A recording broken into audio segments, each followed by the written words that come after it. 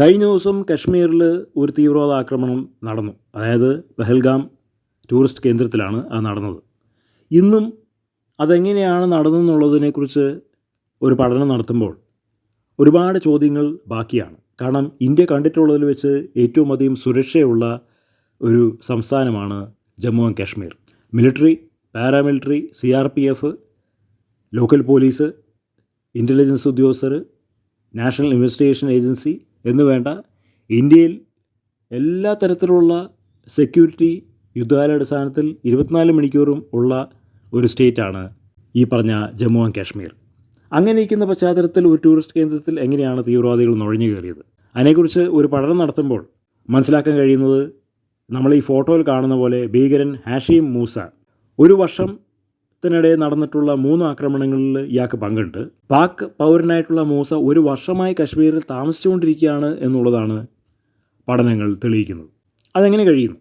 അപ്പോൾ ഈ പറഞ്ഞിരിക്കുന്ന ടൂറിസ്റ്റ് കേന്ദ്രം എവിടെയാണെന്നും ഇതിൻ്റെ പശ്ചാത്തലം എന്താണെന്നും അവിടെ വരുന്ന ആളുകൾ എപ്രകാരമുള്ളവരാണെന്നും ഏതൊക്കെ സമയങ്ങളിൽ വരുന്നുണ്ടെന്നുള്ളതും അവിടെ സെക്യൂരിറ്റി ഉണ്ടോ ഇല്ലയോ എന്നുള്ളത് തുടങ്ങിയ ഒരുപാട് കാര്യങ്ങളെക്കുറിച്ച് ആധികാരികമായി പഠനം നടത്തിയതിന് ശേഷമാണ് ഇവരവിടെ വന്നിട്ട് ആ ഓപ്പറേഷൻ നടത്തിയിട്ടുള്ളത്.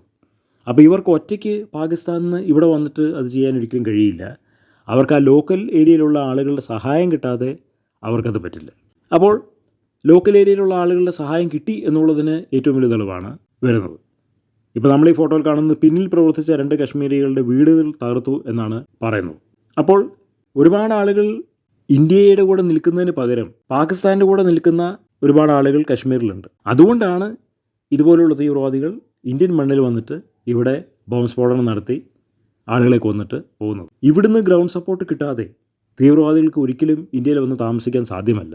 പ്രത്യേകിച്ച് ഇന്നത്തെ കാലത്ത് നിയമം വളരെ കർക്കശമായതുകൊണ്ട്, സെക്യൂരിറ്റി വളരെ കർക്കശമായതുകൊണ്ട്, ഇന്ത്യയിലെ ചാര സംഘടനകൾ വളരെ കർക്കശമായതുകൊണ്ട്, നാഷണൽ ഇൻവെസ്റ്റിഗേഷൻ ഏജൻസി വളരെ കർക്കശമായതുകൊണ്ട് അത്ര എളുപ്പത്തിൽ ഇന്ത്യയിൽ വന്നിട്ട് താമസിക്കാൻ ഇവർക്ക് സാധ്യമല്ല. പിന്നെ എങ്ങനെ ഇവർ വന്ന് താമസിച്ചു? ഇവർ ഒന്നുകിൽ വ്യാജ ഐഡൻറ്റിറ്റി ഉണ്ടാക്കി, വ്യാജ ഐഡൻറ്റിറ്റി കാർഡുകളും ആധാർ കാർഡുകളും ഒക്കെ ഉണ്ടാക്കി കശ്മീരിൽ താമസിക്കുകയാണ്. അപ്പോൾ ഒരുപാട് അവസരവാദികളും കള്ളനെ കഞ്ഞി വെച്ചവർ കശ്മീരിലുണ്ട് എന്നുള്ളതിൻ്റെ ഏറ്റവും വലിയ തെളിവാണത്. അതാണ് തീവ്രവാദികൾ നിരപരാധിയായിട്ടുള്ള ഒരുപാട് പേരെ കൊന്നിട്ട് പോകുന്നത്.